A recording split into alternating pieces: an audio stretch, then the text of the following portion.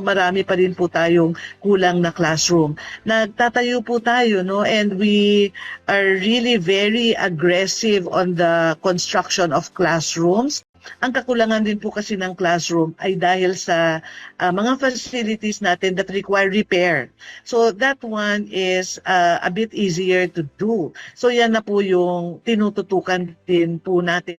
Noon pa lang nagsara ang klase, nagsimula na mag-isip, no, ang ating mga kasamahan sa DepEd kung paano magiging higit na mabuti pa ang padating na taon kaysa nakaraan. Kaya ang masasabi ko po dyan, talagang naghahanda pa rin at handa na po tayo sa pagbubukas ng klase this coming week. Dapat walang nakalitaw na mga pako here and there, walang mga kahoy na nakakalat, no? So inaayos po lahat 'yan.